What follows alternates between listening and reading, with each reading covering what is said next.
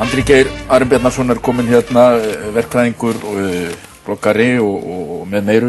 Þú býr nú aðallega í útlöndum, Andri, og þess vegna finnst mér oft merkilegt að heyra þig svona skoða Ísland. Við viljum að skoða nokkuð mál og það meðal annars þetta með það sem þú hefur verið að skrifa á blogginu þínu og þú ert að tala sjóðsflæði, gjaldeyrisflæði, svona í tengslum við skuldirnar okkar Íslendinga.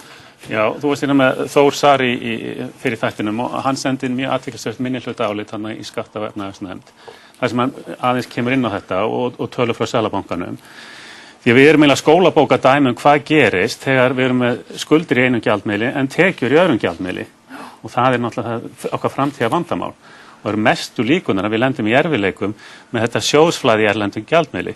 Þannig að það verður svo gífurlega eftirspurn eftir gjaldeyri þess að borga vexti og lán í framtíðinni. Við erum að tala næstu 10-20 árin. Þannig að skiptir ekki öllu máli hverjar upphæðir lánanna eru, heldur að hvort við getum aflað nægst gjaldeyri til að borga fyrir það. Og það er svolítið svona, ég veist, miskilningur að það er tvennt ólíkt að fyrirtæki einstaklingar aðrir lendi í gjaldþroti vegna þess að það er ekki til gjaldeyri í landinu. En að lendi í gjaldþroti vegna þess að forsendur fyrir rekstri bregðast og skuldsetning séu mikið. Fyrirtæki geta lent í því hreinlega að reksturinn sé fínn í íslenskum krónum en það sé bara ekki til gjaldeyri til þess að borga og það er þannig greiðslufall sem við getum lent í. Og ef við lítum á tölur Seðlabankans þá gerir Seðlabanki ráð fyrir að jöfnur og okkar viðskipti við útlönd þurfa að vera 163 milljarðir að meðaltali næstu 10 árin. Þetta er alveg gífurlega tölur. Það stefnir í jöfnuð núna 2009 upp á líklega 80 milljarða. En það er ekki nema helminguna því sem það þarf að vera til þess að við getum staðist, til þess að við getum aflað nógu gjaldeyri til þess að standast undir þessum vaxtakostnaði. Og þá eru bara tvær leiðir hvernig öflugum meiri gjaldeyris. Það er náttúrulega efla útflutningsgreinarnar, númer 1. Það er náttúrulega til önnur leið að takmarka innflutning enn meira en gert hefur verið. En það náttúrulega skapar ekki verðmæti, svona auka verðmæti að draga bara innflutningi. Okkar innlenda hagkerfi er svo háð innfluttum vörum og aðföngum. Þannig að þá kemur þetta, hvernig eigum að auka útflutningstekjur? Og við gerum það nú ekki nema að við fáum fjármagn einhvers staðar og þá þurfum við að fá fjármagn erlendis frá. Íslenska krónur er ekkert með matadorpeningar, við getum ekki farið og keypt olíu, vélar, togara og með íslenskum krónum. Og við höfum ekkert lánstraust. Og þá endur við í þessari klípu, hvernig getum við aukið tekjurnar ef við höfum ekki aðgang að fjármagni. Og það er bara engin leið en við verðum að fá erlenda hjálp. Ertu að segja að þetta sé ekki hægt með krónun? Ég held að þá kemur vandamáli. Getum við endurvakið krónuna og fengið og gert að svona gjaldeyri sem virkar í alþjóðlegu samhengi og opnar fyrir fjármálamarkaði.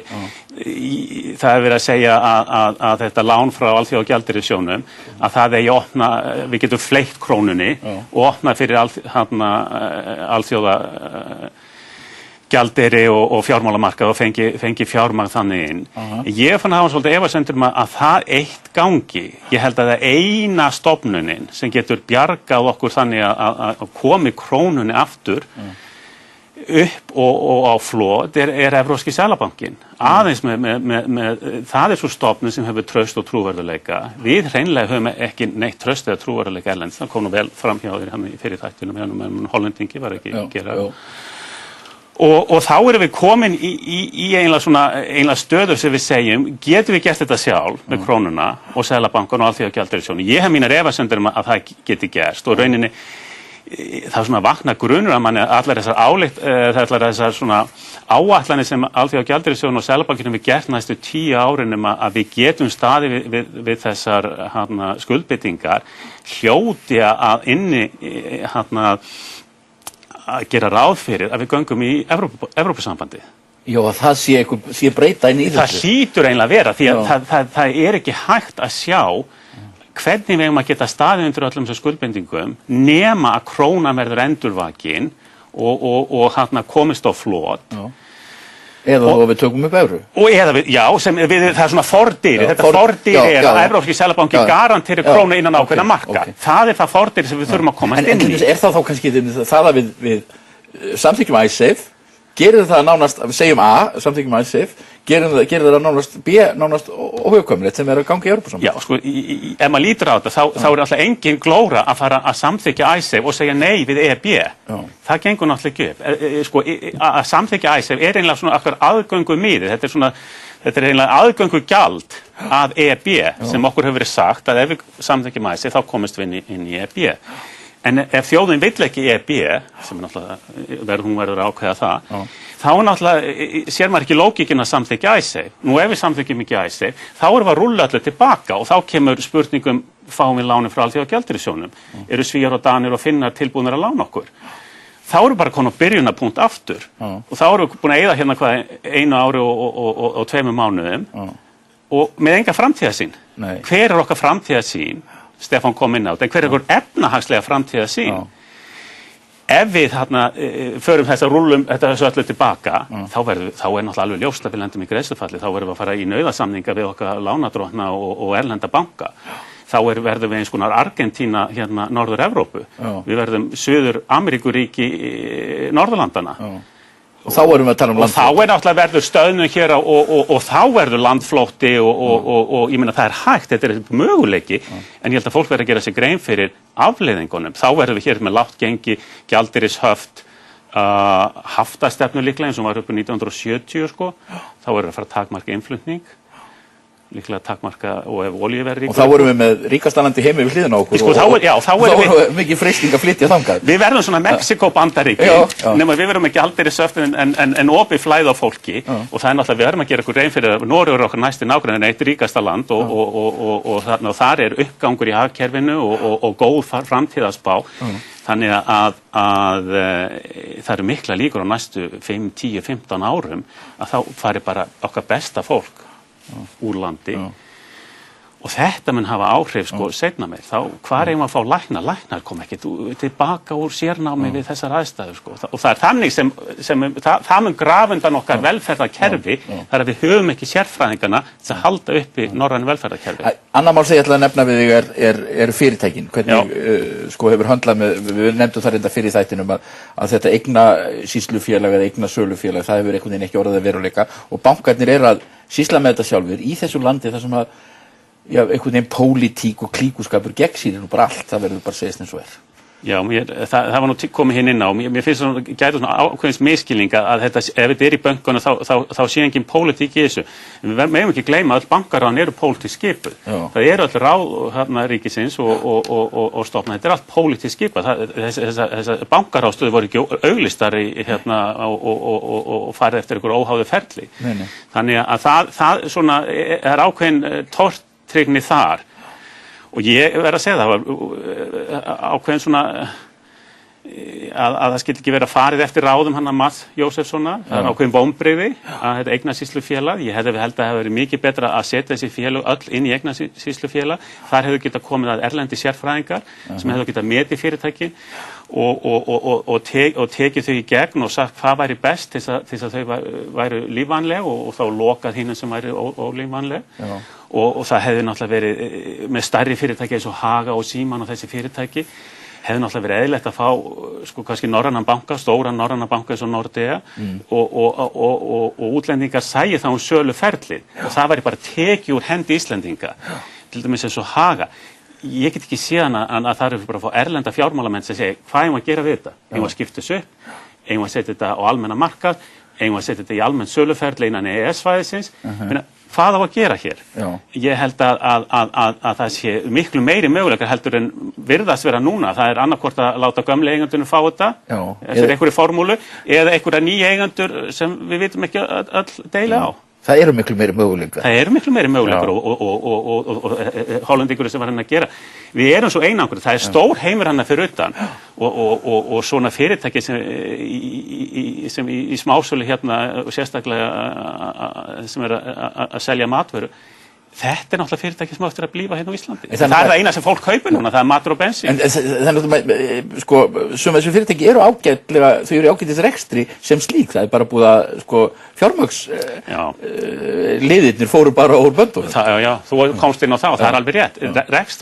Rekstur fyrir fjármagsliði er bara mjög góður eða þokkalegur hjá flestu fyrirtækjum. á Íslandi. Við getum rekið fyrirtæki mjög vel. Það sem hefur gjörsamlega brugðist fjármálastjórnunin. Og það það sem við þurfum að fara að athuga. Hvað brást í þessari fjármálastjórnun? Hvers vegna eigið fé svona lítið? Hvers vegna skuldirnar svona háar? Hvers vegna erum við alla þessi afleiðu samningar sem enginn skilur upp eða niður í? Þetta vegna þess að það eitthvað í háskólanum, í viðskiptafræðideildunum, hvernig við mentum okkar fjármálastjórnendur, hafa þeir ekki nógu mikið völd, þeir ekki nógu sjálfstæðir frá eigundum, þetta kemur líka inn á stjórnarhætti fyrirtækjanna. Endurskoðendurnar. Það nú eitt sem ég verið að skrifa að það þýðir ekkert að fara að endurvekja þessi fyrirtæki og koma með nýtt eignarhald nema að við bætum okkar stjórnarhætti. Við erum með mjög úrelta reglur, leiðbeinandi reglur. Við verðum að fara eins og Svíar að setja lög stjórnarhætti. Við verðum að hafa stjórnarmenn sem eru óháðir helstu eigundum og hafa það hlutverk að gæta hagsmuna smærri hluthafa. Við þurfum að hafa endurskoðunarnefndir í öllum almenningshlutafélögum. Formenn þeirra þurfa að vera endurskoðendur sem eru óháðir eigundum, þangað þurfa innri endurskoðun og svo framvegis. Ég ætla ekki að fara út í allt þetta hérna, en þetta stórt mál. Ég ætla að ná einu smá máli sem samstórt með þér og það Orkuveita Reykjavík. Þú hefur verið að skrifa Orkuveitu Reykjavík og þú ert þeirra skoðunar að það þurfa opinbera rannsókn á Orkuveitunni. Sko, ég kom nú með hérna rekstrar og efnahagsreikningin og sko, efnahagsreikningur Orkuveituna nú bara, sko, þegar maður lítur á til dæmis bara, ég taka bara eigið fé hérna 31. desember 2008 voru 48,3 milljarðar. 6 mánuðum seinna eigið fé komin í 37 milljarðar. Það bara brunnið upp, hér bara eigna brunnið upp á 11 milljarðar. Það þýðir á hverjum einasta degi á fyrstu 6 mánuðum ársins brann eigið fé Orkuveitunar upp 60 milljónir. Þetta eru 60.000 krónur á hverja fjölskyldu í Reykjavík á mánuð í eignabruna. Það náttúrulega eitthvað mikið hérna hjá Orkuveitunni og efnahagsreikningurinn og rekstrarreikningurinn slíkur að ég get ekki séð hvað hefur farið úrskeiðis. Það þessi stóri liður hérna sem þeir kalla gengismunur og framvirkir gjaldmiðlasamningar upp á 10,1 milljarð á fyrstu 6 mánuðum þessa árs. Í 2008 var þessi upp að 30 milljarðar. Það þarf að rannsaka hvað hér að vera. Okkur orkufyrirtæki í eigu almennings í svona bralli? Já. Ég meina, vaxtakostnaður ekki nema 2,7 milljarðar. Þetta einhver gengismunna samningur. Hver samþykkti þetta? Ég meina, það þarf að fara yfir fyrrverandi stjórn. Hvernig voru forsendur fyrir þessum samningi? Hvaða sambönd voru þarna við gömlu bankan og svo framvið? Það alveg ótrúlega mikið af spurningum sem vakna upp þegar þú lítur á þannig efnahagsreikning. En nú Orkuveitan komin í junk bonds í matið Jú, það náttúrulega mikið, ég meina, það skiljanlegt að matfyrirtækin hafa áhyggjur af þessu. Ég meina, tæknilega sér Orkuveitan eiginlega bara gjaldþrota. Ég meina, þessu heldur áfram, en svona eignabrunni heldur áfram. Þá eigið fé bara brunnið upp 2011. Og þetta fína fyrirtæki sem á að vera náttúrulega bara hérna í almenningseigu og að gera mjög merkilega hluti, að það skulle hafa verið rústað á þennan hátt með bara óábyrgri fjármálastjórnum. Þetta þarf að rannsaka. Sérstaklega fyrir sveitarstjórnarkosningar. Já. Og það svona, eins og þú hefur reynda bent á, það pólitíkin sem gegn sýnir allt á Íslandi, það dálítið... Já, við verðum að fara að fá meira, sko, eins og bara óháðu fólki til að fara yfir þetta. Ég meina, mér alveg sjálfsagt að það fengi einhverju endurskoðendur, þeir þurfa líklega að koma erlendis frá núna til að fara yfir reikningu Orkuveitunnar. Þannig að við sem kaupum hérna heita vatnið og rafmagnið, vitum hvað gerðist þarna. Andri Geir, þakka þér fyrir að koma í þáttinn. Þetta búið í dag. Sjáumst næsta sunnudag.